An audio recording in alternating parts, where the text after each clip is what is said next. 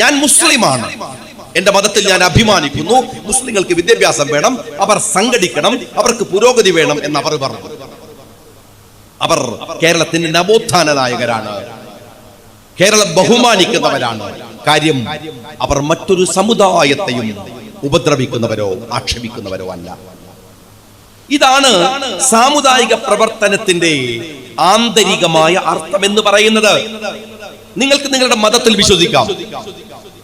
അതിന് തലമുടിനാരിട എന്ന വാക്ക് പറഞ്ഞത് CH ആണ്. അതിനപ്പുറം നിങ്ങൾ മറ്റൊരാളുടെ അവകാശത്തെ കവർന്നെടുക്കരുത്. അതിനപ്പുറം നിങ്ങൾ മറ്റൊരാളുടെ അവകാശത്തിൽ നിന്ന് കവർന്നെടുക്കുകയോ നിങ്ങളുടെ അവകാശം വിട്ടുകൊടുക്കുകയോ ചെയ്യരുത്. ലീഗ് രാഷ്ട്രീയത്തിന്റെ അടിസ്ഥാന ഘടകം അതാണ്. നിങ്ങൾ ഓർത്തു നോക്കൂ, ഈ അടുത്ത് മാർപ്പാപ്പ മരിച്ചു. മാർപ്പാപ്പ മരിച്ചപ്പോൾ ലോകമാണ് കരഞ്ഞത്. അത്രമേൽ നിഷ്കളങ്കനായ ഒരു മനുഷ്യനായിരുന്നു മാർപ്പാപ്പ. ലോകത്തെ എല്ലാവർക്കും മാർപ്പാപ്പയോട് ഇഷ്ടമായിരുന്നു.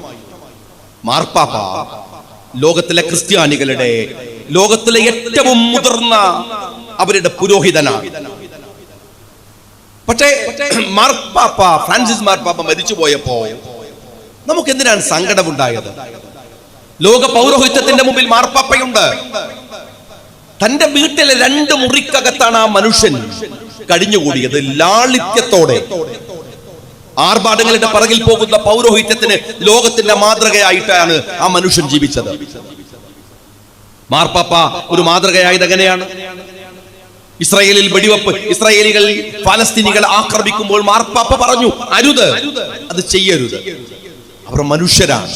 ഞാൻ നിങ്ങളോട് പറയട്ടെ, ഈ സാമുദായിക പ്രവർത്തനത്തിന് 2 എൻറ്റിറ്റിയുണ്ട്, 2 തലമുണ്ട്. നിങ്ങൾക്ക് നിങ്ങളുടെ സമുദായത്തിന്റെ പേരിൽ അഭിമാനിക്കാം. ഞാനൊരു ഹിന്ദുവാണ്, ഞാനൊരു ക്രിസ്ത്യാനിയാണ്, ബുദ്ധനും ജൈനനും പാർസിയുമാണ്, മുസ്ലിമാണ്. എനിക്ക് ഞാൻ ഒരു വിശ്വാസിയായതിൽ അഭിമാനമുണ്ട്. പക്ഷേ അത് മറ്റാരെയും വേദനിപ്പിക്കാനും പ്രയാസപ്പെടുത്താനുമല്ല, മറ്റാരുടെയും അവകാശങ്ങളെ കവർന്നെടുക്കാനുമല്ല. ഈ രാജ്യത്ത്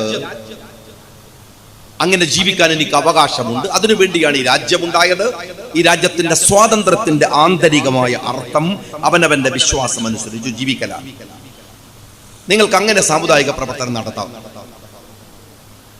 എന്നാൽ മറ്റൊരു അസ്തിത്വ ബോധമുണ്ട്. അത് ഹിറ്റ്ലറുടെ ബോധമാണ്. ഹിറ്റ്ലർ ഒരു സാമുദായിക പ്രവർത്തകനായിരുന്നു. തന്റെ ജാതിയുടെ, തന്റെ വിശ്വാസത്തിന്റെ, തന്റെ മതത്തിന്റെ പേരിൽ അയാൾക്ക് അഭിമാനമുണ്ടായിരുന്നു. അയാൾ തന്റെ മതമാണ് ലോകത്തിലെ മികച്ച മതം എന്ന് വിശ്വസിച്ചിരുന്നു.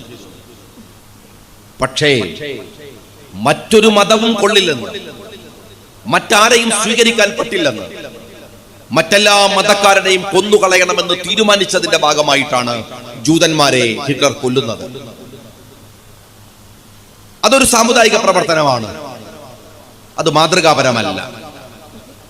മറ്റൊരു സാമുദായിക പ്രവർത്തകൻ ഗോൾവാൾക്കറാണ്. ഗോൾവാൾക്കർ പറഞ്ഞത്, ഞാനൊരു ഹിന്ദുവാണ്, ഹിന്ദുമത വിശ്വാസിയാണ്, എനിക്ക് ഹിന്ദുവായി ജീവിക്കാൻ അഭിമാനമുണ്ട്, എല്ലാം ശരിയാണ്. പക്ഷേ മറ്റുള്ളവർ കൊല്ലപ്പെടേണ്ടവരാണ്, വെറുപ്പിന്റെ ആളുകളാണ്, നശിപ്പിക്കപ്പെടേണ്ടവരാണ് എന്ന് ഗോൾവാൾക്കർ തീരുമാനിച്ചു.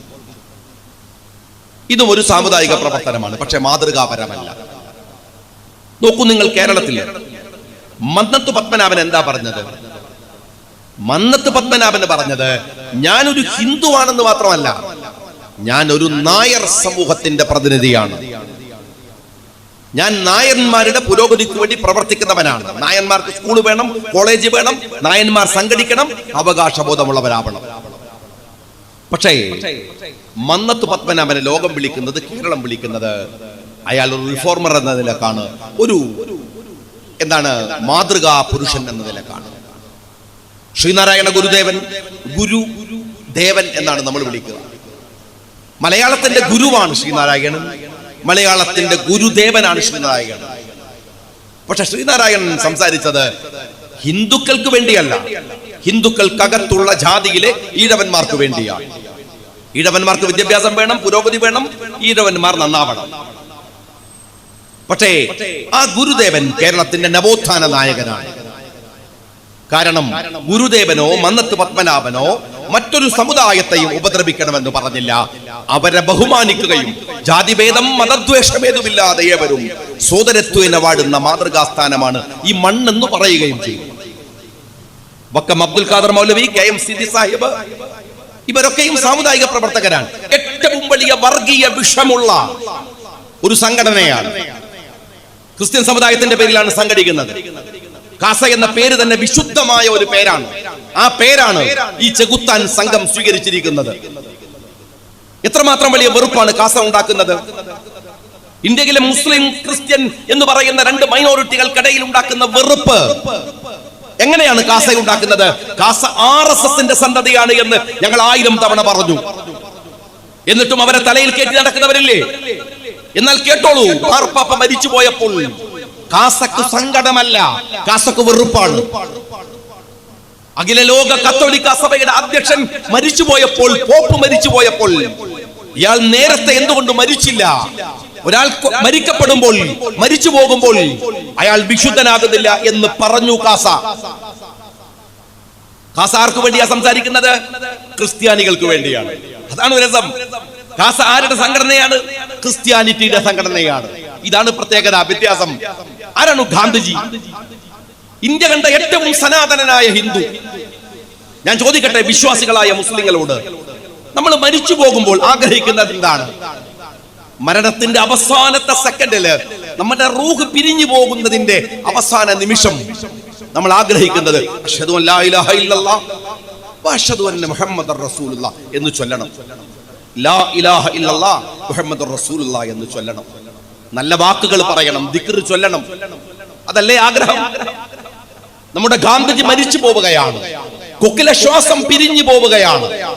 ഗാന്ധിജി ചൊല്ലിയ ദിക്ർ എന്തെന്നറിയുമോ? ഹേയ് റാം, ഹേയ് റാം എന്നാണ്. ഗാന്ധിജി ഹിന്ദുമത വിശ്വാസിയാണ്. അദ്ദേഹത്തിന്റെ വിശ്വാസം അതാണ്. ആ ഗാന്ധിജി മരിച്ചു പോയപ്പോൾ ഗാന്ധിജിയെ വെടിവെച്ചു കൊന്ന നാഥുറാം വിനായക് ഗോഡ്സെ RSSകാരനാണ്, ഹിന്ദുവാണ്. ആ ഹിന്ദുവിന് ഗാന്ധിജിയെ ഇഷ്ടമല്ല. ഗാന്ധിജിയെ ഇഷ്ടമല്ല കാരണം ഗാന്ധിജി മനുഷ്യ സ്നേഹിയാണ്, ലോകത്തെ സ്നേഹിക്കുന്നവനാണ്, ലോകം കണ്ട മഹാന്മാരുടെ കൂട്ടത്തിൽപ്പെട്ടയാളാണ്, ഈ രാഷ്ട്രത്തിന്റെ നായകനാണ്. സുഭാഷ് ചന്ദ്രബോസിനോട് പോലും പറഞ്ഞു, നമ്മൾ രണ്ടുപേരും ലക്ഷ്യം വെക്കുന്നത് സ്വാതന്ത്ര്യത്തിനാണ്. പക്ഷെ മനുഷ്യനെ കൊന്നിട്ട് എന്തിനാണ് സ്വാതന്ത്ര്യം? നമ്മൾ ഈ സ്വാതന്ത്ര്യ സമരത്തിൽ കൊല്ലപ്പെടുന്നവനും ഈ നാട്ടിൽ സ്വാതന്ത്ര്യം ആസ്വദിക്കാൻ അവന് കഴിയില്ലല്ലോ. എന്റെ സങ്കടം അതാണ്. മനുഷ്യനെ സ്നേഹിച്ച ഗാന്ധിജി, നമ്മുടെ രാഷ്ട്രപിതാവ്, ആ ഗാന്ധിജി എന്ന ഇന്ത്യ കണ്ട ഏറ്റവും വലിയ സനാതനനായ ഹിന്ദുവിനെ വെടിവെച്ചു കൊല്ലുന്നത് ഹിന്ദുക്കൾക്ക് വേണ്ടി എന്ന് പറഞ്ഞു സംഘടിക്കുന്ന RSS, മാർപ്പാപ്പയെ ആക്ഷേപിക്കാൻ ഇറങ്ങി പുറപ്പെട്ടിരിക്കുന്നത് കാസ എന്ന് പറയുന്ന ക്രിസ്ത്യാനികൾ.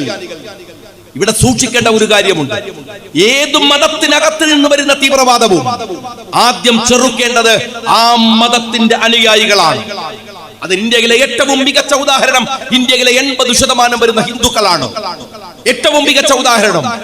925 മുതൽ RSS ഇന്ത്യയിൽ പ്രവർത്തിക്കുന്നുണ്ട്. എന്നാൽ കഴിഞ്ഞ 10 വർഷമാണ് അവർക്ക് ഈ രാജ്യത്തിന്റെ ഭരണം ഇവിടുത്തെ ഹിന്ദു സഹോദരന്മാർ കൊടുത്തത്. RSSനെ പ്രതിരോധിച്ചത് ഇവിടുത്തെ മുസ്ലിങ്ങളല്ല, ഇവിടുത്തെ ക്രിസ്ത്യാനികളല്ല, ഇവിടുത്തെ നല്ലവരായ ഹിന്ദു മതേതര വിശ്വാസികളാണ്. മുസ്ലിങ്ങൾക്ക് മാതൃകയില്ലേ? ഈ കേരളത്തിലെ കൊച്ചു സംഘത്തെ വർഗീയവൽക്കരിക്കാൻ ഇറങ്ങി പുറപ്പെട്ട NDFനെ, പല ഘട്ടങ്ങളിൽ വന്ന പല തീവ്രവാദ ഗ്രൂപ്പുകളെയും ഇവിടുത്തെ മുസ്ലിങ്ങളാണ് തോൽപ്പിച്ചത്. ഇവിടുത്തെ ഹിന്ദു അല്ല, ഇവിടുത്തെ ക്രിസ്ത്യാനിയല്ല. ക്രിസ്ത്യൻ സമുദായത്തിനകത്ത് നിന്ന് വരുന്ന കാസയെ പോലെ ചെകുത്താൻ സന്തതികളെ നിയന്ത്രിക്കേണ്ടത് ആരുടെ ബാധ്യതയാണ്? ക്രിസ്ത്യൻ കമ്മ്യൂണിറ്റിയുടെ വിശ്വാസത്തിന്റെ മാർഗമാണ്, അതവർ ചെറുക്കുന്നുണ്ട്. അവരുടെ ബാധ്യത തന്നെയാണ്, ആദ്യം ചെയ്യേണ്ടത് അവരാണ്. പക്ഷെ നിങ്ങൾ ഓർത്തു നോക്കേണ്ട ഒരു കാര്യമുണ്ട്. ഈ മത തീവ്രവാദത്തിന്റെ അപകടം അതേ വിശ്വാസികൾ തന്നെ അനുഭവിക്കേണ്ടി വരും. RSSകാരൻ ഇന്ത്യയിലെ ഹിന്ദുക്കൾക്കുണ്ടാക്കുന്ന അപമാനം, കാശ്മീരിൽ പോയി കലിമ ചൊല്ല് എന്ന് പറഞ്ഞ് നാടകീയമായി മറ്റുള്ള വിശ്വാസികളെ വെടിവെച്ച് കൊലപ്പെടുത്തിയ അവിടുത്തെ മുസ്ലിം തീവ്രവാദികൾ മുസ്ലിങ്ങൾക്കുണ്ടാക്കിയ അപമാനം തന്നെയാണ്. ലോകത്തിലെ മനുഷ്യ സ്നേഹികളുടെ ഉത്തുംഗതയിൽ നിൽക്കുന്ന മാർപ്പാപ്പ മരിച്ചു പോകുമ്പോ മരണം ഒരുത്തനെയും വിശുദ്ധനാക്കില്ലെന്ന് പറയുന്ന ഇതേ സംഖ്യകളുടെ പിണിയാളുകൾ എന്ന് പറയാവുന്ന കാസയും ഉണ്ടാക്കുന്നത്. സാമുദായിക രാഷ്ട്രീയം എന്ന് പറയുന്നത് അടിസ്ഥാനപരമായി ആ സമുദായത്തിന്റെ പുരോഗതിയാണ്. ഒപ്പം മറ്റൊരു സമുദായത്തെയും തകർക്കാതെ അവരെയും ചേർത്തു പിടിച്ച് ഒരുമിച്ച് നമ്മളെല്ലാവരും ഒരു രാഷ്ട്രത്തിന്റെ വ്യത്യസ്തമായ അവയവങ്ങളാണ് എന്ന ബോധ്യത്തോടെ. നിങ്ങൾ ഓർക്കൂ, ഇവിടുത്തെ ഈഴവന്മാർ പുരോഗമിച്ചപ്പോൾ ഈ നാട്ടിന് പുരോഗതി ഉണ്ടായില്ലേ? ഈഴവന്മാരുടെ ഭാഗം പുരോഗമിച്ചോ? ഇവിടുത്തെ ക്രിസ്ത്യാനികൾ പുരോഗമിച്ചാൽ അവരുടെ ഭാഗം നന്നായില്ലേ? ഇവിടുത്തെ നായന്മാർ പുരോഗമിച്ചാൽ അവരുടെ ഭാഗം നന്നായില്ലേ? ഇവിടുത്തെ മുസ്ലിങ്ങൾ പുരോഗമിച്ചാൽ അവരുടെ ഭാഗം നന്നായില്ലേ? അങ്ങനെയല്ലേ ഈ നാടുണ്ടായത്? അതിനുവേണ്ടിയല്ലേ ഓരോരുത്തരും പ്രവർത്തിച്ചത്? എന്നാൽ ഈ നാട് ഇന്ന് പുറകോട്ട് പോകുന്നതിന്റെ അടിസ്ഥാന കാരണം എന്താണെന്ന് അറിയുമോ? ഈ നാട്ടിലെ ദളിതുകൾ, ഈ നാട്ടിലെ പിന്നോക്ക വർഗങ്ങൾ, ഈ വയനാട്ടിലെ ആദിവാസി സമൂഹം, അവർക്ക് പുരോഗമിക്കാൻ കഴിഞ്ഞില്ല. ഈ കോറോത്തിലെ നിങ്ങളുടെ ഈ ആർജവത്തെ നിങ്ങൾ പരിശോധിച്ചോളൂ, നിങ്ങളുടെ സംഘാടനത്തെ പരിശോധിച്ചോളൂ.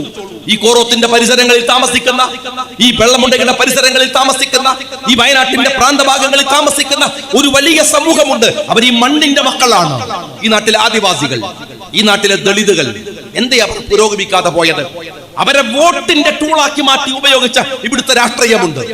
എം ശങ്കരൻ നമ്പൂതിരിപ്പാട് കേരളത്തിലെ വലിയ എന്താണ് കേരളം ഉണ്ടാക്കിയത് നമ്പൂതിരിപ്പാടാണ് എന്ന് വരെ ബടായി പറയാൻ ഒരു മടിയുമില്ലാത്ത സഖാക്കളുണ്ട്.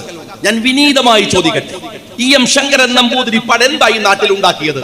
ഇവിടുത്തെ കമ്മ്യൂണിസ്റ്റുകാരൻ എഴുതി പെരിപ്പിച്ച വാക്കല്ലാതെ, ഇവിടുത്തെ കമ്മ്യൂണിസ്റ്റുകാരൻ പറഞ്ഞൂതി വീർപ്പിച്ച ബലൂണല്ലാതെ എം ശങ്കരൻ നമ്പൂതിരിപ്പാട് എന്താണ്?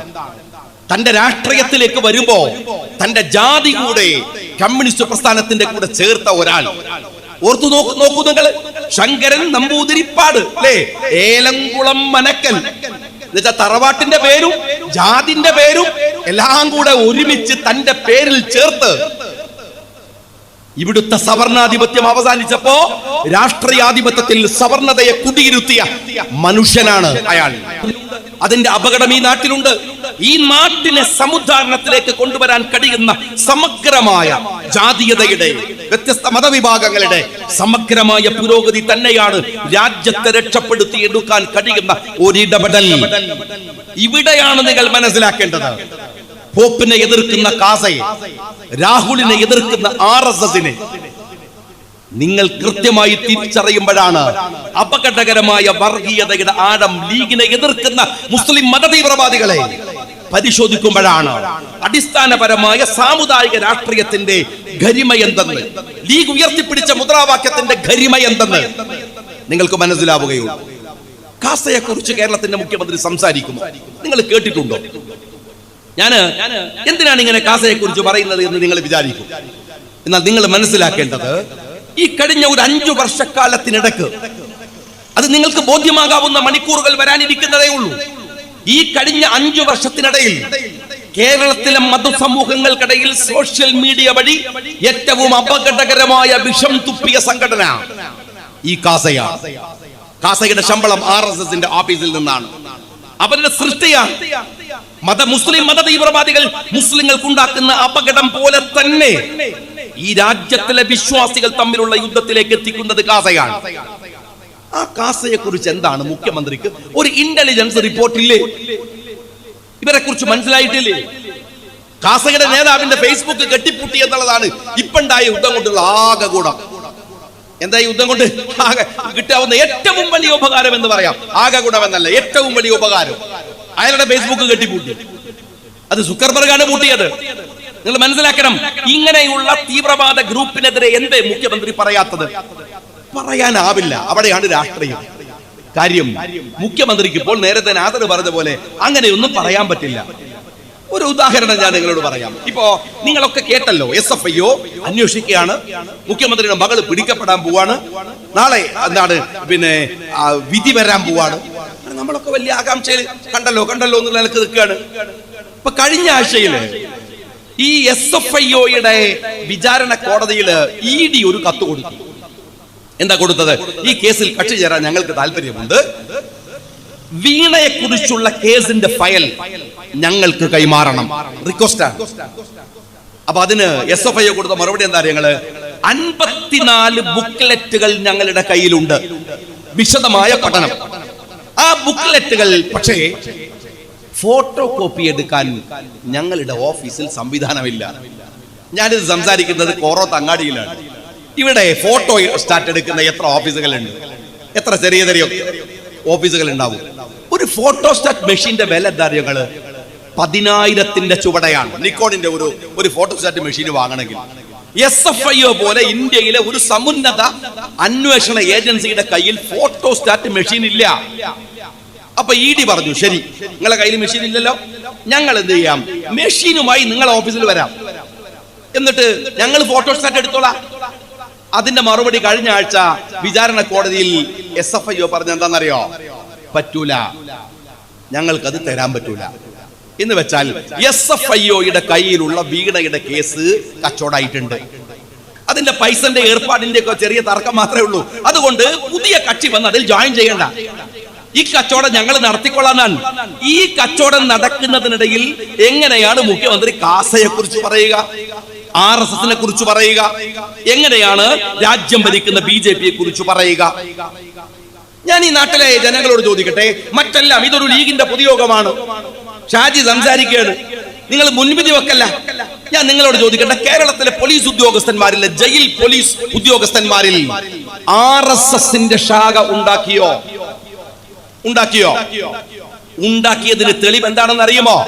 മുഖ്യമന്ത്രിയോട് ചോദിച്ചു, ജയിൽ പോലീസ് ഉദ്യോഗസ്ഥന്മാർ RSSന്റെ ശാഖ ഉണ്ടാക്കിയല്ലോ. പറഞ്ഞ മറുപടി അവരെ സ്ഥലം മാറ്റിയെന്നാണ്. എന്റെ ചോദ്യം അവരെ സ്ഥലം മാറ്റിയോ ഇല്ലേ എന്നല്ല.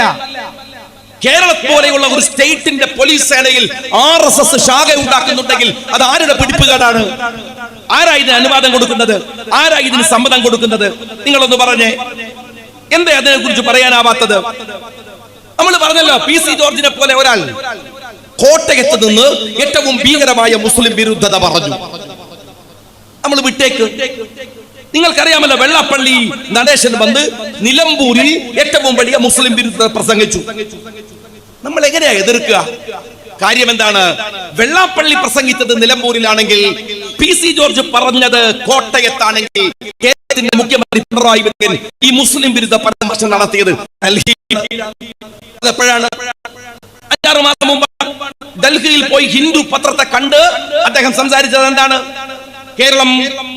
കേരളത്തിലെ മലപ്പുറം ജില്ല, മുസ്ലിം ഭൂരിപക്ഷ ജില്ല, ഇന്ത്യയിലെ ഏറ്റവും വലിയ ക്രിമിനൽ ചാർജ് ഷീറ്റുകൾ ഇട്ട ജില്ല അതാണ്. നമുക്കറിയാം അതിന്റെ, ഞാൻ അതിലേക്ക് ഡീറ്റെയിൽ ആയിട്ട് കടക്കുകയല്ല. എന്നിട്ട് അദ്ദേഹം പറഞ്ഞൊരു കാര്യമുണ്ട്, കേരളത്തിൽ ഏറ്റവും കൂടുതൽ, ഇന്ത്യയിൽ ഏറ്റവും കൂടുതൽ സ്വർണ്ണവേട്ട നടന്നത് കരിപ്പൂരിലാണ്. ആയിക്കോട്ടെ, പക്ഷേ മുഖ്യമന്ത്രിയുടെ ഓഫീസ് വഴി ശിവശങ്കരനും സ്വപ്നയും വഴി മുഖ്യമന്ത്രിയുടെ ഓഫീസ് നടത്തിയ സ്വർണ്ണക്കടത്ത് എന്തേ നിങ്ങൾ ഡൽഹിയിൽ പറഞ്ഞില്ല? കേരളത്തിലെ ഏറ്റവും വലിയ ഹവാല നടക്കുന്നത് കരിപ്പൂർ എയർപോർട്ടിലും മലപ്പുറം ജില്ലയിലുമാണെങ്കിൽ കേരളം കണ്ട ഏറ്റവും വലിയ ഹവാല നടത്തിയ BJPയുടെ നേതാക്കന്മാരുടെ, RSS നേതാക്കന്മാരുടെ ഹവാല ഇടപാടിനെ കുറിച്ച് എന്തേ നിങ്ങൾ സംസാരിച്ചില്ല? എന്തേ നിങ്ങൾ പറഞ്ഞില്ല? അതുമായി ബന്ധപ്പെട്ട് വലിയ ചർച്ചകളും വിവാദങ്ങളും ഉണ്ടായതിനെ കുറിച്ച് എന്തേ നിങ്ങൾ പറയാതെ പോയത്? പറഞ്ഞില്ല. കൊടകര ഹവാലയെ കുറിച്ച് പറഞ്ഞില്ല. അപ്പൊ വെള്ളാപ്പള്ളി വർഗീയവാദം പറയുന്നത് മുഖ്യമന്ത്രി കാണിച്ചു കൊടുത്തതാണ്. PC ജോർജ് വർഗീയത പറയുന്നത് മുഖ്യമന്ത്രി പഠിപ്പിച്ചു കൊടുത്തതാണ്. അതും അവര് പറഞ്ഞത് മലയാളത്തിലാണെങ്കിൽ മുഖ്യമന്ത്രി അഭിമുഖം കൊടുത്തത് ഇംഗ്ലീഷിലെ ഹിന്ദു പത്രത്തിനാണ്. തീരുന്നില്ല. ഹരിയാന തെരഞ്ഞെടുപ്പിൽ അതിന്റെ ഇമ്പാക്ട് ഉണ്ടായി എന്ന് ദേശീയ മാധ്യമങ്ങൾ പറയുമാറ് അപകടകരമായ വർഗീയത പറഞ്ഞത് ഈ പറയുന്ന കേരളത്തിന്റെ മുഖ്യമന്ത്രിയാണ്. ഇനി ഞാൻ മറ്റൊരു കാര്യം ചോദിക്കട്ടെ. ഇപ്പൊ വലിയ വിവാദമായ എന്താണ്? നേരത്തെ നാദർ ഇവിടെ പറയുന്നത് കേട്ടു. വലിയ വിവാദം ഉണ്ടായത് എന്താണ്? വിഴിഞ്ഞം തുറമുഖത്തിന്റെ ഉദ്ഘാടനമാണ്. നമുക്ക് അതില് വേറെ അതിന്റെ അത് ആരാ തുടങ്ങിയത്, എന്താ തുടങ്ങിയത്? നമ്മളൊന്നും പൊട്ടന്മാരല്ലാത്തത് കൊണ്ട് നമുക്കറിയാം. ഉമ്മൻചാണ്ടി സർക്കാരിനെതിരെ ഏറ്റവും വലിയ ആരോപണം ഉന്നയിച്ചു. ഞങ്ങൾ കുറച്ചുപേര് ഹരിത MLA-മാരായി നിയമസഭയിൽ അങ്ങനെ ഒരു മൂവ്മെന്റ് നടത്തിക്കൊണ്ടിരിക്കുന്ന സമയത്താണ് വിഴിഞ്ഞത്തെ അതുമായി ബന്ധപ്പെട്ട റിപ്പോർട്ട് ഉമ്മൻചാണ്ടി ഉണ്ടാക്കുന്നത്. ഞങ്ങളത് അദ്ദേഹവുമായി സംസാരിച്ചത് എനിക്ക് ഓർമ്മയുണ്ട്. 4000 പേജുള്ള എൻവയോൺമെന്റൽ സ്റ്റഡിയാണ് കേരളം സെൻട്രൽ ഗവൺമെന്റിന് കൊടുത്തത്. എന്നിട്ട് അതിന് അനുമതി വാങ്ങി. അന്നത്തെ UPA ഗവൺമെന്റിൽ ജയറാം രമേശ് വളരെ സെൻസിറ്റീവ് ആയിട്ടുള്ള പാരിസ്ഥിതിക വീക്ഷണമുള്ള മനുഷ്യനാണ്. പറ്റില്ല എന്ന് പറഞ്ഞു. കാരണം ഒരു ബ്രേക്ക് വാട്ടർ ഉണ്ടാക്കിയാൽ പോലും വലിയ പ്രശ്നമാണ് ഇന്നത്തെ കാലത്ത് മത്സ്യത്തൊഴിലാളികൾക്ക്. അതുകൊണ്ട് ഇത് പറ്റില്ല എന്ന് പറഞ്ഞു. പക്ഷേ ഉമ്മൻചാണ്ടി സാർ എന്ന മനുഷ്യനെ കേരളത്തിൽ കൊണ്ടുവന്ന് ബോധ്യപ്പെടുത്തി UPA ഗവൺമെന്റിന്റെ അനുമതി വാങ്ങി അവിടെ തറക്കല്ലിട്ടു. നമുക്കറിയാം. എന്നിട്ടാണ് പിണറായി വിജയൻ വലിയ ആരോപണം 6000 കോടി ആരോപണം എന്നൊക്കെ ഉന്നയിച്ച് നടന്നത്. അതെന്തോ ആവട്ടെ, അതെല്ലാവർക്കും അറിയാവുന്ന നമ്മുടെ ഓർമ്മ നശിച്ചിട്ടില്ലാത്തത് കൊണ്ട് നമുക്കറിയാം. പക്ഷേ അന്നത്തെ മുഖ്യമന്ത്രിയുടെ ഒരു പ്രസംഗമുണ്ട്, ഞാൻ അത് പറയാം.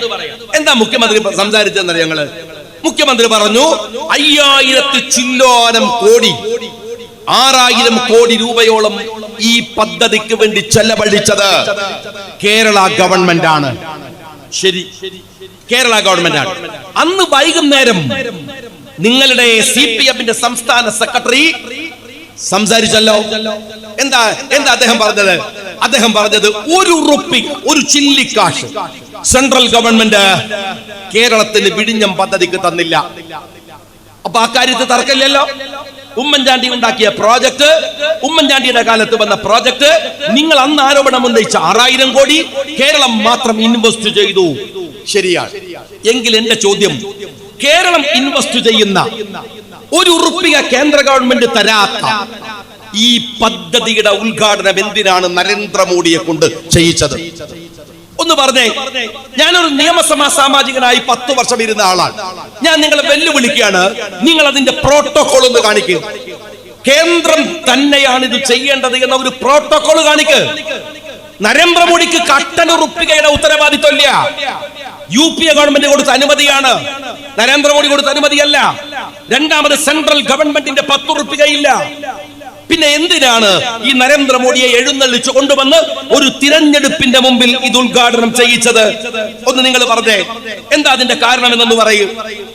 ഇനി ഒരു കാര്യം ഞാൻ ചോദിക്കട്ടെ. സഖാക്കൾക്ക് വലിയ ഇഷ്ടമുള്ള ആളാണല്ലോ ബംഗാളിലെ മമതാ ബാനർജി ഏതെങ്കിലും ഒരു സ്റ്റേറ്റ് പ്രോഗ്രാം കേന്ദ്രമന്ത്രിയെ കൊണ്ടുവന്ന് ഉദ്ഘാടനം ചെയ്യിച്ചിട്ടുണ്ടോ? ഇല്ലല്ലോ. എന്തിനാണ് ബംഗാൾ വരെ പോണത്? ഇതാ തൊട്ടടുത്തുണ്ട് മറ്റൊരു ധൈര്യമുള്ള, തന്റെ ഇടമുള്ള, ഒരു മതേതര കാഴ്ചപ്പാടുള്ള മറ്റൊരു മന്ത്രി, തമിഴ്നാട്ടിന്റെ മന്ത്രി സ്റ്റാലിനുണ്ട്. തൂത്തുക്കുടിയിലെ സീപോർട്ട്, എന്താണ് ആ സീപോർട്ടിൽ ഇതുപോലെ ഒരു പദ്ധതി നടക്കുന്നു.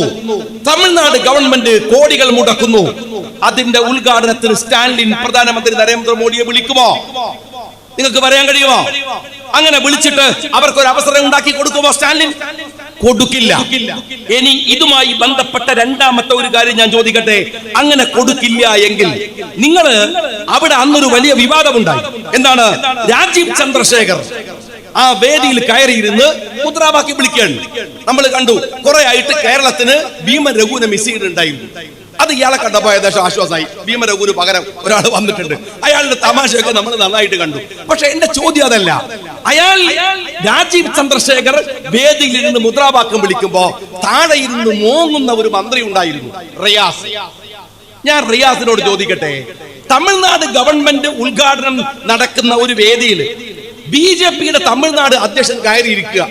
എന്നിട്ട് സ്റ്റാലിന്റെ മകൻ ഈ കുറച്ചിപ്പുറത്ത് വന്നിട്ട് താഴെ ഇരുന്നിട്ട് ഇയാൾ ഇങ്ങനെ സ്റ്റാലിനോട് പറഞ്ഞിട്ട് മോങ്ങിക്കറിയാം. ഇതെങ്ങനെ BJPന്റെ പ്രസിഡന്റ് വിളിച്ചത്? ഇതെങ്ങനെ BJPക്കാർ സ്റ്റേജിൽ മേലെത്തിയത് എന്ന് പറയുന്ന അവസരം ഉണ്ടാകുമോ? എന്നാൽ ഞാനൊരു കാര്യം പറയട്ടെ. രാജീവ് ചന്ദ്രശേഖരന്റെ ലിസ്റ്റ് കേന്ദ്രം തന്നതാണ് എന്ന കളവ് കേരളത്തിലെ മുഖ്യമന്ത്രി പറഞ്ഞു, നുണ പറഞ്ഞു. എന്താ കാര്യമെന്നറിയുമോ? എന്റെ കയ്യിൽ നിങ്ങൾക്ക് ആവശ്യമുണ്ടെങ്കിൽ ഞാൻ അയച്ചു തരാം. വാസവന്റെ പത്രസമ്മേളനമുണ്ട്. എന്താ വാസവൻ പത്രസമ്മേളനം നടത്തുന്നത്? ഇതാ ഉദ്ഘാടനം നടക്കാൻ പോവാണ്. അപ്പൊ പത്രക്കാർ ചോദിച്ചു, പ്രതിപക്ഷ നേതാവിനെ വിളിച്ചിരുന്നോ? വാസവന്റെ മറുപടി ഉണ്ട്. ഇതാ വിളിച്ചവരുടെ ലിസ്റ്റ്. എന്നിട്ട് ഇങ്ങനെ വായിക്കാൻ 1 2 3 4 5. 6ാമത്തെ പേര് പറയുന്നത് രാജീവ് ചന്ദ്രശേഖരന്റെ പേരാണ്. 2 വാദമുണ്ട് ഇവിടെ. മുഖ്യമന്ത്രി പറഞ്ഞത് സെൻട്രൽ ഗവൺമെന്റ് അവിടെ നിന്ന് രാജീവ് ചന്ദ്രശേഖരന്റെ പേര് ഇങ്ങോട്ട് അയച്ചതാണ്. എങ്കിൽ ഞാനൊരു കാര്യം ചോദിക്കട്ടെ. കേരള ഗവൺമെന്റിന്റെ പ്രോഗ്രാമായ ഈ പദ്ധതിയിൽ അവരിങ്ങോട്ട് രാജീവ് ചന്ദ്രശേഖരന്റെ പേര് തന്നപ്പോ എന്നാൽ KPCCയുടെ പ്രസിഡന്റും CPMന്റെ പ്രസിഡന്റും അതിൽ ഉൾപ്പെടട്ടെ, സെക്രട്ടറിയും അതിൽ ഉൾപ്പെടട്ടെ എന്നൊരു മറു കത്ത് നിങ്ങൾ കൊടുത്തിരുന്നോ? കേന്ദ്രം ഒരു കത്ത് തന്നപ്പോഴേക്കും അടിയൻ എന്ന് പറഞ്ഞിട്ട് നിങ്ങൾ സ്വീകരിക്കുകയാണോ ചെയ്തത്? ഒരു ചോദ്യം. അതല്ല, നിങ്ങൾ അങ്ങോട്ട് കൊടുത്തതാണ് രാജീവ് ചന്ദ്രശേഖരന്റെ പേര് എന്ന് തെളിവ് വെച്ച് ഞാൻ പറഞ്ഞാൽ അത് നിഷേധിക്കാൻ നിങ്ങളുടെ കയ്യിൽ എന്തു തെളിവാണുള്ളത് എന്ന് നിങ്ങൾക്ക് പറയാൻ കഴിയും? അദാനി ഗ്രൂപ്പ് എന്ന് എഴുതി വെച്ചിട്ടുണ്ട്. ഉളുപ്പുള്ള സഖാക്കള് ഇതൊന്ന് വീട്ടിൽ ഫ്രെയിം ചെയ്ത് വെക്ക്.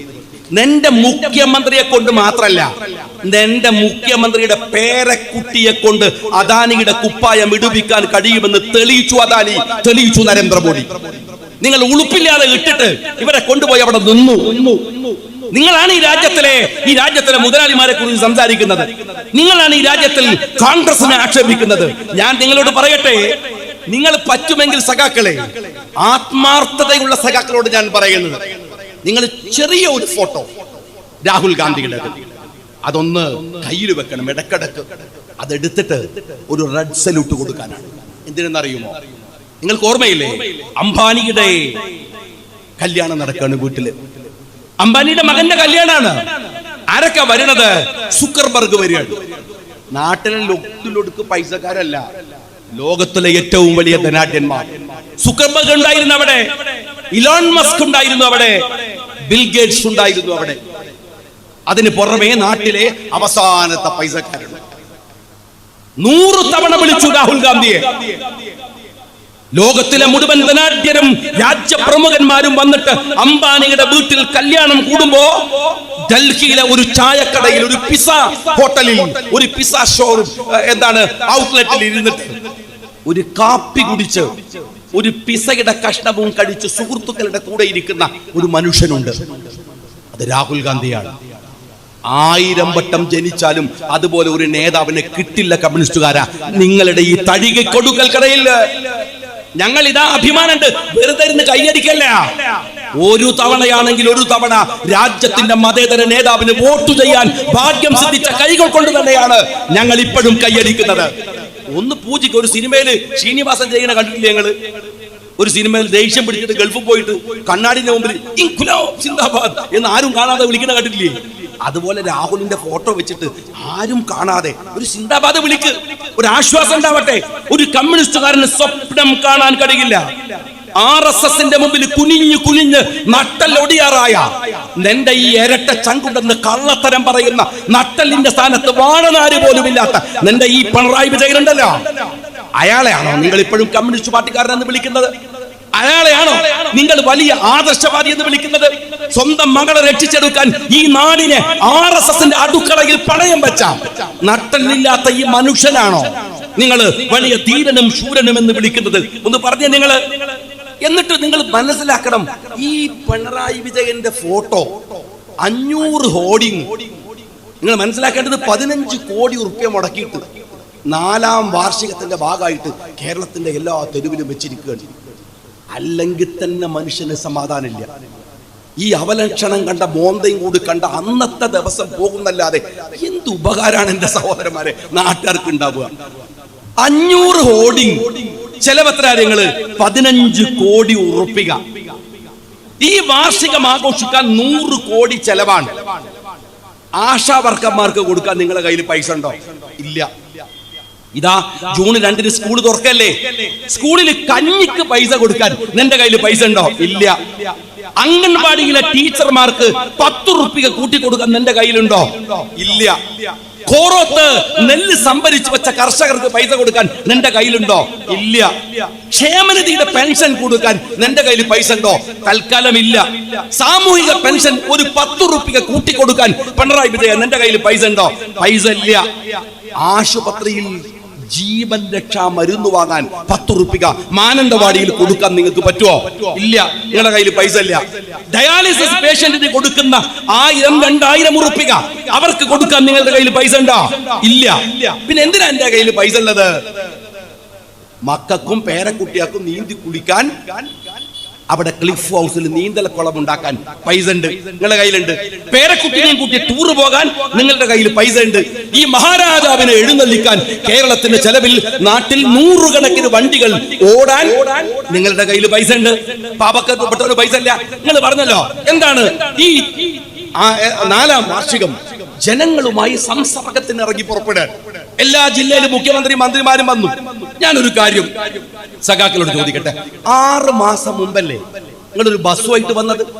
ആലിബാബയും 42 കള്ളന്മാരെന്ന് പറഞ്ഞ മാതിരി നിങ്ങൾ ഒരു മുഖ്യമന്ത്രി 20 കള്ളന്മാരും കൂടെ ഒരു കക്കൂസുള്ള ബസ്സുമായിട്ട് വന്നില്ല ഇവിടെ ഈ മാനന്തവാടിയിൽ വന്നില്ലേ നിങ്ങൾ?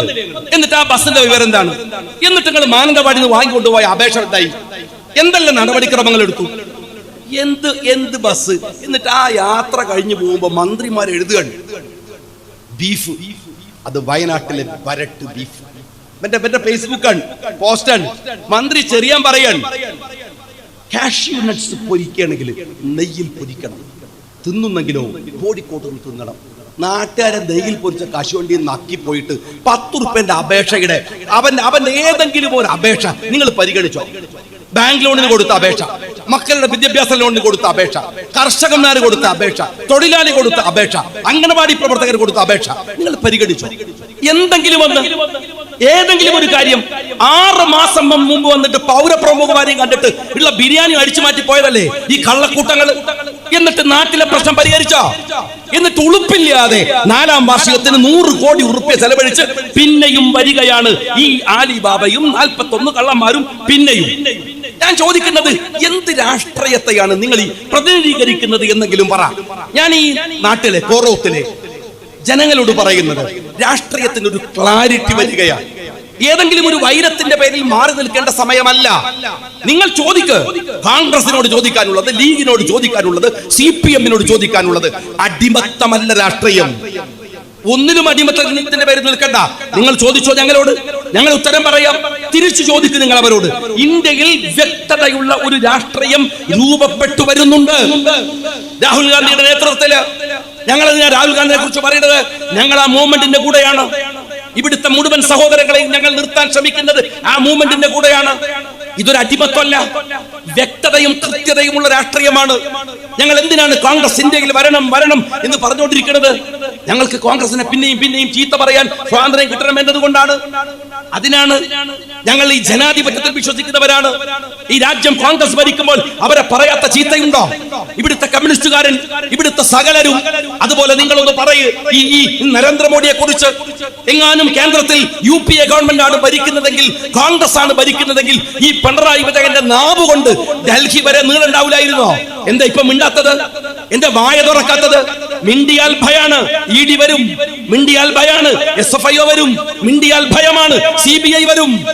നിങ്ങൾ 2 കൂട്ടരും ഒരുപോലെയല്ലേ? കേന്ദ്രത്തിലെ RSS പറഞ്ഞാൽ നിങ്ങൾ അന്വേഷണ ഏജൻസി വരും. അത് തന്നെയല്ലേ ഈ പിണറായി വിജയനെ പറഞ്ഞാൽ ഉണ്ടാവുക? അല്ലെ? നിങ്ങൾ അങ്ങനെയല്ലേ പീഡിപ്പിക്കുക? എന്റെ പേരിൽ കേസ് കൊണ്ടത് എന്തിനാണ്? നിങ്ങൾ എതിർത്തതിനല്ലേ നിങ്ങൾ വിചാരിച്ചത്? അപ്പൊ ഞാൻ ചോദിക്കട്ടെ, സഖാവ് പിണറായി വിജയ, നിങ്ങൾ അഭിമുഖീകരിച്ച അതേ പ്രശ്നം ഞാനും അഭിമുഖീകരിച്ചില്ലേ? നിങ്ങൾ കേന്ദ്രത്തിനെതിരെ സംസാരിക്കുമെന്നത് കൊണ്ട് നിങ്ങളുടെ മകളുടെ പേരിൽ കേസെടുത്തു എന്നാണല്ലോ നിങ്ങൾ പറയുന്നത്. അങ്ങനെയെങ്കിൽ ഞാൻ കേരളത്തിലെ മുഖ്യമന്ത്രിയെ എതിർത്തതിന്റെ പേരിലാണല്ലോ എന്റെ പേരിൽ കേസെടുത്തത്. എന്നിട്ട് നിങ്ങൾ കേസെടുത്തിട്ട് ഏതെങ്കിലും ഒരു സെക്കൻഡിൽ ഞാൻ മിണ്ടാതിരുന്നോ? ഞാൻ എന്റെ വർത്താനം ചുരുക്കിയോ? ഞാൻ പറയുന്ന എന്തെങ്കിലും ഒരു ആരോപണം ഞാൻ കുറച്ചോ? ഞാൻ അതേ ഒച്ചയിൽ അതേ ശബ്ദത്തിൽ പറഞ്ഞുകൊണ്ടിരിക്കുന്നു. കാര്യമെന്ത്? എനിക്ക് ഭയമില്ല, എന്റെ മടിയിൽ കനവില്ല. അതുപോലെ പിണറായി വിജയൻ എന്താ പറയാതിരിക്കാൻ പറ്റാത്തത്? മോള് ജയിലിൽ പോയി കിടക്കുമെന്ന് ഉറപ്പുള്ളത് കൊണ്ടാണ് നിങ്ങൾ മിണ്ടാതിരിക്കുന്നത്, നിങ്ങൾ ശബ്ദിക്കാതിരിക്കുന്നത്. കാരണം നിങ്ങളുടെ മടിയിൽ കനമുണ്ട്. നിങ്ങൾ കള്ളത്തരം ചെയ്തിട്ടുണ്ട്. എനിക്കത് ചെയ്തിട്ടില്ല എന്ന് തെളിയിക്കാൻ ഈ രാജ്യത്തിലെ നീതിപീഠത്തിന്റെ അടുക്കൽ പോകാനും അത് തെളിയിക്കാനും സാധിച്ചു. കാര്യമെന്തേ? അതുകൊണ്ട് ഞാൻ സംസാരിക്കുന്നുണ്ട്.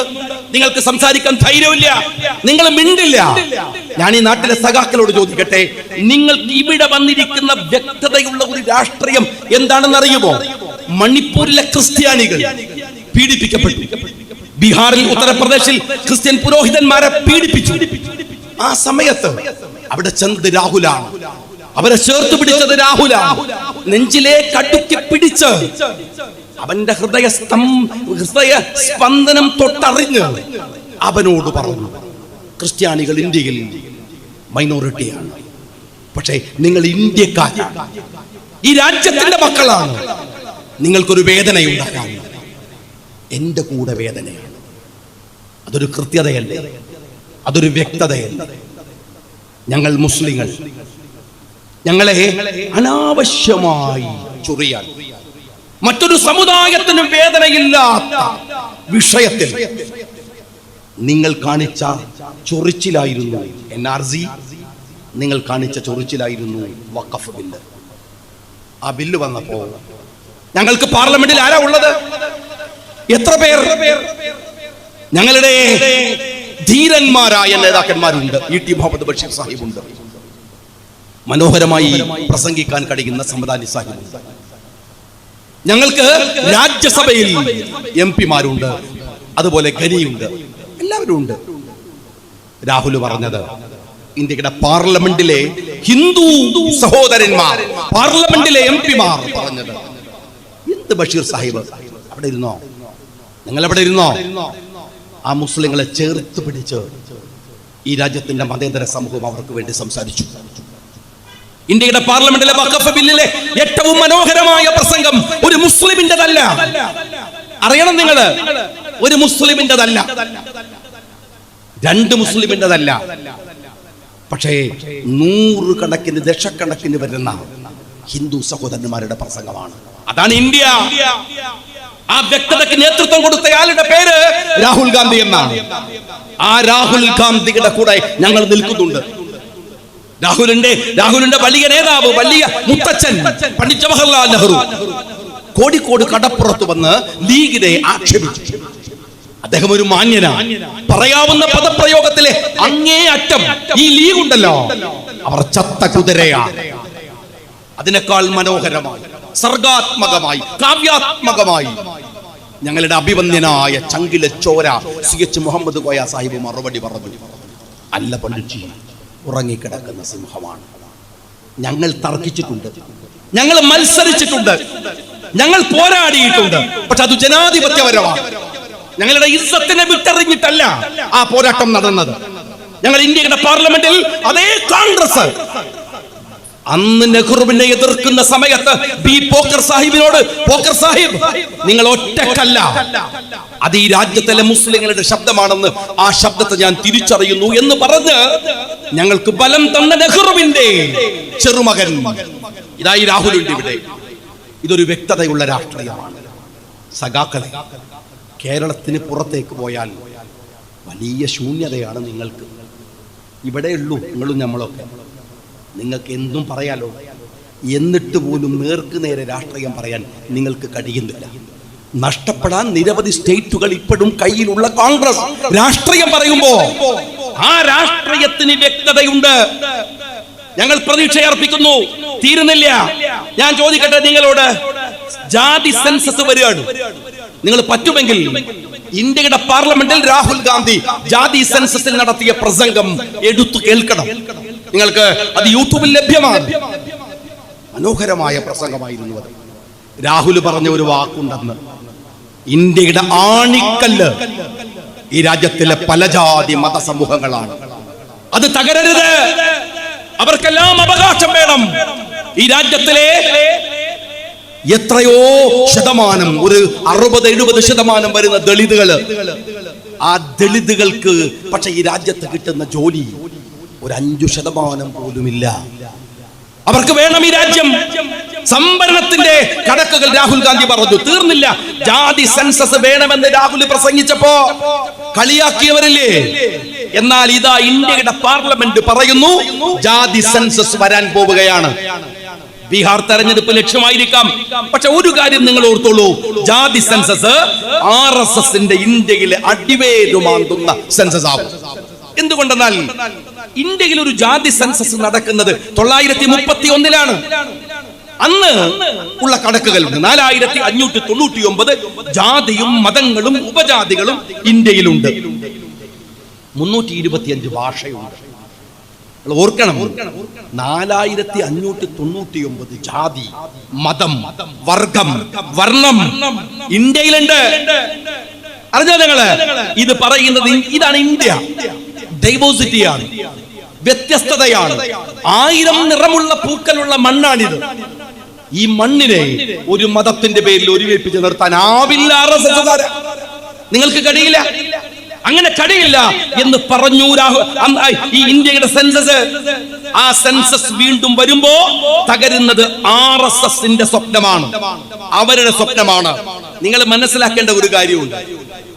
പഹൽഗാമില് കുറെ തെമ്മാടി കൂട്ടങ്ങള് ആളെ കൊല്ലുകയാണ്. എന്താ അവർ ചോദിച്ചത്? അത്രയും കലിമത്ത് ചൊല്ലാൻ അറിയുമോ? കലിമത്ത് ചൊല്ലാൻ അറിയാത്തവരെയൊക്കെ വെടിവെച്ച് കൊല്ലും അത്രേ ഇസ്ലാം. ആരാ ഇത് പറഞ്ഞത്? ആ തെമ്മാടി കൂട്ടങ്ങളോട് ആരാ ഇത് പറഞ്ഞത്? അവരിനി പ്ലാൻ ചെയ്തതാണോ?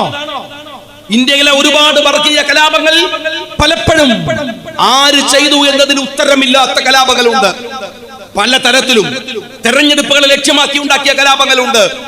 ഇനി എന്തോ ആവട്ടെ, ആ പഹൽഗാമിൽ മുസ്ലിം ലോകത്തെ തന്നെ അപമാനിച്ചുകൊണ്ട് കലിമത്ത് ചൊല്ലാത്തവനെ വെടിവെച്ചു കൊന്ന തീവ്രവാദി കൂട്ടങ്ങൾ, ആ തീവ്രവാദി കൂട്ടങ്ങൾ അവർ കൊന്നപ്പോ ജയ് ഹോ വിളിച്ച് ഞങ്ങൾക്കിതാ എന്തോ കിട്ടിയെന്നു കരുതിയ RSSകാരൻ അവനിങ്ങനെ ആഹ്ലാദിച്ചു നിൽക്കുമ്പോ നിങ്ങൾ അറിയണം, അവിടെ കൊല്ലപ്പെട്ടു പോയ ലഫ്റ്റനന്റിന്റെ വിനയ് നർവാളിന്റെ ഭാര്യ ഹിമാൻഷി നർവാളിനോട് പീപ്പിൾസ് TV, റിപ്പബ്ലിക് TVയുടെ ലേഖകൻ വന്നിട്ട് ചോദിക്കുന്ന ചോദ്യമുണ്ട്.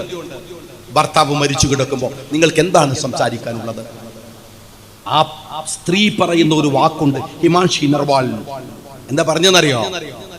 എന്റെ ഭർത്താവ് കൊല്ലപ്പെട്ടു, നിരവധി പേര് കൊല്ലപ്പെട്ടു. ആ കൊലപാതകം മുസ്ലിങ്ങൾക്ക് നേരെയുള്ള ആക്രമണമാക്കി മാറ്റുകയല്ല വേണ്ടത്, കാശ്മീരികൾക്ക് നേരെയുള്ള ആക്രമണമാക്കുകയല്ല വേണ്ടത്. ഞങ്ങൾക്ക് വേണ്ടത് നീതിയാണ്, ഞങ്ങൾക്ക് വേണ്ടത് സമാധാനമാണ്. RSSകാരൻ അതിന്റെ താഴെ വന്ന് കമന്റ് അടിച്ച് എന്താണെന്നറിയോ? നിന്റെ ഭർത്താവ് കൊല്ലപ്പെടേണ്ടവനായിരുന്നു എന്നാണ്.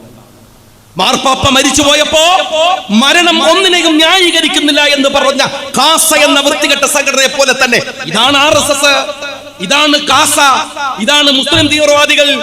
മനസ്സിലാക്കണം നിങ്ങൾ. പക്ഷെ നിങ്ങൾ അറിയേണ്ട ഒരു കാര്യം, ഹിമാൻഷി നർവാളിലെ പോലെയുള്ള മനുഷ്യരാണ് ഇന്ത്യ എന്ന് പറയുന്ന ഈ രാജ്യത്തിന്റെ സ്വത്തെന്ന് പറയുന്നത്, കരുത്തെന്ന് പറയുന്നത്. ആയിരിക്കണം. ഈ യുദ്ധം വന്നപ്പോ നിങ്ങൾ ഓർത്തു നോക്കൂ, എല്ലാവരും, എല്ലാ രാഷ്ട്രീയ പാർട്ടികളും, രാഹുൽ ഗാന്ധി ഏറ്റവും ശക്തമായി രാഷ്ട്രീയം പറയുന്ന ഇന്ത്യയിലെ പ്രതിഭാധനനായ രാഷ്ട്രീയക്കാരൻ പറഞ്ഞു, ഞങ്ങൾ ഗവൺമെന്റിന്റെ കൂടെയാണ്, ഞങ്ങൾ ഈ രാജ്യത്തിന്റെ കൂടെയാണ്, യുദ്ധം മുന്നോട്ട് പോവട്ടെ. പക്ഷെ യുദ്ധം അവസാനിപ്പിച്ചതിലല്ല, എങ്ങനെയാണ് അവസാനിപ്പിച്ചത് എന്ന് നിങ്ങളൊന്ന് പറഞ്ഞേ. ഇന്ത്യ നടത്തുന്ന യുദ്ധം അവസാനിപ്പിക്കേണ്ടത് ട്രംപാണോ? രാജ്യം ഭരിക്കുന്ന നരേന്ദ്രമോദി ട്രംപിന്റെ അമ്മായിന്റെ മോനൊന്നല്ലല്ലോ. ട്രംപ് പറയാൻ ഈ രാജ്യമല്ലേ സംസാരിക്കേണ്ടത്, ഈ രാജ്യമല്ലേ പറയേണ്ടത്? ഞാൻ നിങ്ങളോട് ചോദിക്കട്ടെ, നിങ്ങൾ നരേന്ദ്രമോദിയുടെ ആളുകൾ, ഈ BJPയുടെ ആളുകൾ UPA ഗവൺമെന്റിന്റെ കാലത്ത് യുദ്ധം ഉണ്ടായപ്പോ എന്താ നിങ്ങൾ പറഞ്ഞത്? അന്ന് രാഷ്ട്രീയ മുതലെടുപ്പിന് വേണ്ടി യുദ്ധത്തെ ഉപയോഗിച്ചു. ഇന്ത്യയുടെ നയതന്ത്ര പരാജയം എന്ന് നിങ്ങൾ പറഞ്ഞു. രാഹുലിനെ നിങ്ങൾ ചീത്ത വിളിച്ചു. എന്നാൽ RSSകാരാ ഇവിടുത്തെ RSSകാരുടെ കാര്യം ഭയങ്കര രസമാണ്. യുദ്ധം നിർത്തിയപ്പോ അവർ നരേന്ദ്രമോദിയോട് ചോദിക്കണ്ട, എന്ത് നിർത്തലാത്? അവർക്ക് യുദ്ധാണല്ലോ ഇഷ്ടം, അവർക്ക് യുദ്ധമാണല്ലോ, രാജ്യത്ത് സമാധാനം ഉണ്ടാവുന്ന ഒരു പണി അവർക്ക് ഇഷ്ടമല്ലോ. എന്നിട്ട് സർക്കാരിനെ ബന്ധിക്കുക. എന്നാൽ രാഹുലിനെ ചീത്ത വിളിച്ച RSSകാരാ, നീ ഒന്ന് കേൾക്കണം. 971 രാഹുൽ ഗാന്ധിയുടെ വല്യമ്മ, രാഹുൽ ഗാന്ധിയുടെ വല്യമ്മ ഇന്ദിരാഗാന്ധി രാജ്യം ഭരിക്കുകയാണ്. അന്ന് നിക്സൺ ആണ് ഇടപെട്ടത്, ഇന്ന് ട്രംപാണ്. അന്ന് നിക്സണാണ്. ആ നിക്സണോട് ഇന്ദിരാഗാന്ധി പറയുന്ന ഒരു വാക്കുണ്ട്, ഹേയ് മിസ്റ്റർ നിക്സൺ, ആ കാലൊക്കെ കഴിഞ്ഞു. വെളുത്ത നിറമുണ്ടെന്ന് കരുതി 4000 കിലോമീറ്റർ അപ്പുറത്ത് നിന്ന് ആജ്ഞാപിക്കുമ്പോഴേക്കും ഇവിടെ വെടിയുതിർക്കുന്ന കാലമൊക്കെ കഴിഞ്ഞു. എങ്ങനെ നേരിടണം, എങ്ങനെ രാജ്യത്തെ നയിക്കണമെന്ന് ഞങ്ങൾക്കറിയാം. ഞങ്ങളെ പഠിപ്പിക്കാൻ വരരുത് എന്ന് നിക്സന്റെ മുഖത്ത് നോക്കി പറഞ്ഞത് ഈ രാജ്യത്തിന്റെ അഭിമാനമായ ഇന്ദിരാഗാന്ധിയാണ്. അല്ലാതെ ഈ രാജ്യത്തിന്റെ യുദ്ധം നിർത്താൻ ആദ്യത്തെ ട്വീറ്റ് ചെയ്യേണ്ടത് അമേരിക്കയുടെ പ്രസിഡന്റ് അല്ല. നിങ്ങൾക്ക് രാജ്യം ഭരിക്കാൻ അറിയില്ല. കാര്യം എന്താണ്? വെറുപ്പിനെ കൈമുതലാക്കിയാൽ എങ്ങനെയാ ഒരു നാട് ഭരിക്കുക? വെറുപ്പ് കൊണ്ട് ഭരിക്കാൻ തീരുമാനിച്ചാൽ എങ്ങനെ ഉണ്ടാവാ? എന്റെ ചോദ്യം നിങ്ങളോട് ഞാൻ ചോദിക്കട്ടെ, ഈ യുദ്ധം കഴിഞ്ഞല്ലോ, ഇനി രാഷ്ട്രീയം പറയാലോ. അതുകൊണ്ട് ഞാൻ ചോദിക്കട്ടെ, നരേന്ദ്രമോദിയുടെ ബി ജെ പിയെ താങ്ങുന്നവരോട് അത് രാഷ്ട്രീയം പറയാൻ മടിച്ചു നിൽക്കുന്ന കേരളത്തിന്റെ പിണറായി വിജയൻ ചോദിക്കേണ്ട ചോദ്യം ഞാനൊന്ന് ചോദിക്കട്ടെ. ഇന്ത്യയുടെ പട്ടാളത്തിലേക്ക് കഴിഞ്ഞ കോവിഡിന് ശേഷം സ്വാഭാവികമായി തെരഞ്ഞെടുക്കേണ്ട 80,000 മിലിറ്ററി ജീവനക്കാരെ, മിലിറ്ററിയിലേക്കുള്ള കമാൻഡന്റുകളെ എന്ത് നിങ്ങൾ തെരഞ്ഞെടുത്തില്ല? ഇന്ത്യയുടെ മിലിറ്ററിയുടെ ചരിത്രത്തിൽ ഇത്ര ദീർഘമായ ഒഴിവ് മിലിറ്ററിയിൽ വന്നിട്ടില്ല. മിലിറ്ററി ഉദ്യോഗസ്ഥന്മാരെ വന്നിട്ടില്ല. നിങ്ങൾ കാശ്മീരിൽ പോയ ഒരുപാട് ആളുകൾ ഇവിടെ ഉണ്ടാവുമല്ലോ. വേദിയിലുള്ളവർ എനിക്കറിയാം, കുറെ ആളുകൾ പോയിട്ടുണ്ട്. ഞാൻ 2-3 തവണ പോയിട്ടുണ്ട്. നിങ്ങൾ കാശ്മീരിൽ പോയാൽ തോന്നുന്ന ഒരു സങ്കടം എന്റെ മനസ്സിൽ ഉടക്കിയ ഒരു സങ്കടമുണ്ട്. ഒരു 1/2 കിലോമീറ്റർ വ്യത്യാസത്തിൽ ബാരിക്കേഡുകളാണ്, പോലീസാണ്. അവരിങ്ങനെ പ്രത്യേക ക്യാബിൻ ഉണ്ടാക്കി, അതിനകത്ത് നിന്ന് കണ്ണു മാത്രം പുറത്തേക്ക്. പിന്നെ അവന്റെ കയ്യിലുള്ള ഒരൊറ്റ ഞെക്കിയാൽ ആയിരങ്ങളെ മരിച്ചു കൊന്നു വീഴ്ത്താൻ കഴിയുന്ന മെഷീൻ ഗണ്ണുകളാണ്. ഇവരിങ്ങനെ നിൽക്കും. നിങ്ങളൊരു 10 കിലോമീറ്റർ കടക്കുമ്പോഴേക്ക് ഒരു 20 ഈ പട്ടാള ബാരിക്കേഡുകൾ നിങ്ങൾക്ക് കാണാം. ആ കാശ്മീരിൽ ഇതിനെല്ലാം മറികടന്ന് ഒരു തീവ്രവാദ കൂട്ടം പോയി മനുഷ്യരെ വെടിവെച്ചു കൊന്നു. ഇത് സുരക്ഷാ വീഴ്ചയല്ലേ? ഇന്ത്യ പോലെ ഒരു വലിയ, ഞാൻ ചോദിക്കട്ടെ, ഇവിടുന്ന് ഈ കോറോത്ത് ഒരുത്തൻ കട്ടിട്ട് പോയാൽ അവനെ തെരഞ്ഞ് കോറോത്ത പോലീസ് ബീഹാറിൽ പോയി പിടിക്കും, ബംഗാളിൽ പോയി പിടിക്കും, തമിഴ്നാട്ടിലെ തിരുട്ട് ഗ്രാമത്തിലാണെങ്കിൽ പോയി പിടിക്കും. നിങ്ങൾ പിണറായി വിജയൻ അദ്ദേഹം ഒരു വിശ്വാസമുള്ള ആൾക്കാരൊക്കെ ആണെങ്കിൽ ശരിക്കും വിശ്വസിച്ചു പോകും. ഇയാള് കേരളത്തിന്റെ മുഖ്യമന്ത്രി ആയതിനു ശേഷം ഈ നാട്ടിൽ വന്ന ദുരന്തങ്ങൾ നമുക്ക് ദുരന്തം ശീലമായതുകൊണ്ട് മറന്നു പോണതല്ലേ? എന്തെല്ലാം ദുരന്തമുണ്ടായി. അവസാനം വയനാട്ടിൽ നിങ്ങൾ ഓർത്തു നോക്കണം. ഇതാ ഇന്ന് മുഖ്യമന്ത്രിയുടെ പ്രഖ്യാപനം വന്നിരിക്കുന്നു, ഞങ്ങൾ ആ പാക്കേജ് പൂർത്തിയാക്കും. ഞാൻ ഈ കോറോത്തെ ജനങ്ങളോട് ചോദിക്കട്ടെ, നിങ്ങൾ ഇവിടുത്തെ ഈ തൊണ്ടർനാട് പഞ്ചായത്തില് നിങ്ങൾ നിങ്ങളുടെ വീട് ഉണ്ടാക്കാൻ ഒരു അപേക്ഷ കൊടുക്കുന്നു. ലൈഫ് പദ്ധതിയിൽ ഒരു വീട്, ലൈഫ് പദ്ധതിയിൽ നിങ്ങൾക്കൊരു വീട് അനുവദിച്ചാൽ സ്ക്വയർ ഫീറ്റിന് സർക്കാർ തരുന്ന പൈസ എത്രയാണെന്നറിയോ? 1000 രൂപ. പഞ്ചായത്ത് മെമ്പർമാരുണ്ടല്ലോ, 1000 രൂപ. നിങ്ങൾ നിങ്ങളുടെ വീടുണ്ടാക്കാൻ 1000 രൂപ. ഏറ്റവും നന്നായിട്ട് എന്റെ വീട് ആരാ ഉണ്ടാക്കുക? ഞാനല്ല ഉണ്ടാക്കുക. ഞാൻ എന്റെ വീട് ഉണ്ടാക്കണമെങ്കിൽ സ്ക്വയർ ഫീറ്റിന് 1000. എന്നാലോ വയനാട് പുനരധിവാസ പദ്ധതിയിൽ വീട് നഷ്ടപ്പെട്ടു പോയ പാവങ്ങൾക്ക് സർക്കാർ വീടുണ്ടാക്കി കൊടുക്കുകയാണ്. ആര് വഴി? ഊരാലിങ്കൽ വഴി. അപ്പൊ സ്ക്വയർ ഫീറ്റിന് എത്രയാ? 3000 രൂപ. ഇതെന്ത് പരിപാടിയാണോ? ഞങ്ങളെ വീടുണ്ടാക്കുമ്പോ സ്ക്വയർ ഫീറ്റിന് 1000, ഊരാലിങ്കൽ വീടുണ്ടാക്കുമ്പോ സ്ക്വയർ ഫീറ്റിന് 3000. ഈ 3000 വീടിന് മാത്രമാണോ? ആ മൊത്തം പദ്ധതിക്കാണോ?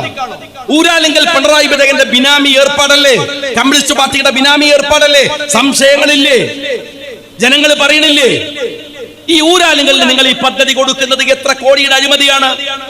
ഇനി ഞാൻ ചോദിക്കട്ടെ, വായ്പ തള്ളുന്ന ഇഷ്യൂ ഉണ്ടായി. ഈ അടുത്ത് ഏറ്റവും റീസെന്റ് ആയി വലിയ പ്രശ്നം ഉണ്ടായി. ആ വായ്പ തള്ളണമെങ്കിൽ ചെറിയ ചില്ലാനം കോടി, ഒരു 10 കോടി 20 കോടി കൊടുത്താൽ അവിടുത്തെ മുഴുവൻ ആളുകളുടെയും വായ്പയും തള്ളാം. ആ പണം നിങ്ങൾ കൊടുക്കുവോ? കൊടുക്കൂല. എന്ന് വെച്ചാൽ മനുഷ്യന്റെ ദുരന്തത്തെ പോലും കച്ചവടമാക്കുന്ന ഒരു ഗവൺമെന്റ്, ആ ഗവൺമെന്റാണ്. കേന്ദ്രത്തിനായാലും കേരളത്തിനായാലും ദുരന്തം അവർക്ക് ആഘോഷമാണ്. ഞാൻ ഒരു കാര്യം നിങ്ങളോട് പറയട്ടെ, ഞാൻ പറഞ്ഞു, കൃത്യതയുള്ള ഒരു രാഷ്ട്രീയം രൂപപ്പെട്ടു വരികയാണ്. മുസ്ലിം ലീഗിന് അതിന്റെ പൊളിറ്റിക്സും ഈ രാജ്യത്ത് വിശ്വാസിയായി സമുദായ രാഷ്ട്രീയത്തെ ഉയർത്തിപ്പിടിച്ച് ജീവിക്കുക എന്നത് നമ്മുടെ ബാധ്യതയാണ്. അതിനുവേണ്ടി മുന്നോട്ട് ഭയപ്പെടുന്നവരുണ്ട്. വഖഫ് വന്നില്ലേ, NRC വന്നില്ലേ, പേടിച്ചോളൂ, ഭയപ്പെട്ടോളൂ, പ്രത്യാക്രമണം, ഇതൊന്നുമേ ശരിയല്ല. എന്തു വന്നാൽ, എത്ര വലിയ കടുത്ത നിയമങ്ങൾ കൊണ്ട് നിങ്ങൾ ഈ രാജ്യത്തിലെ വിശ്വാസത്തിന്റെ മുകളിൽ ആക്രമണം നടത്തിയാലും ഞങ്ങൾ ഈ രാജ്യത്ത് ജീവിക്കും. വിശ്വാസികൾ ഒറ്റക്കെട്ടായി, അവർ മുസ്ലിങ്ങളായല്ല, ക്രിസ്ത്യാനികളായല്ല, ഹിന്ദുക്കളായല്ല, ഇന്ത്യക്കാരായി ഈ രാജ്യം നൽകുന്ന സ്വാതന്ത്ര്യത്തെ നെഞ്ചോട് ചേർത്ത് പിടിച്ച് എത്ര വലിയ നിയമങ്ങൾ കൊണ്ടുവന്നു. NRC കൊണ്ടുവന്നില്ലേ? എന്നിട്ട് നിങ്ങൾ എന്താക്കി? ഇവിടെ ഉള്ളവരെ മുഴുവൻ അങ്ങ് വലിച്ചു കൊണ്ടുപോയോ? ഒരു കാര്യം ഞാൻ രാജ്യം ഭരിക്കുന്ന ഭരണാധികാരികളോട് പറയട്ടെ, ജനങ്ങളുടെ കൂടെ ഞങ്ങൾ ഉണ്ടാവും, അവന്റെ പോരാട്ടങ്ങളുടെ കൂടെ ഞങ്ങൾ ഉണ്ടാവും. ഇന്ത്യൻ യൂണിയൻ മുസ്ലിം ലീഗ് ഉണ്ടായിരുന്നു, ചെറിയ പ്രതലത്തിലാണെങ്കിലും ഞങ്ങൾ ഇവിടെ ഉണ്ടാവും. ആ പോരാട്ട ഭൂമിയിൽ നിങ്ങൾക്ക് ഞങ്ങളുടെ വിശ്വാസ രീതികളെ തകർക്കാൻ കഴിയില്ല.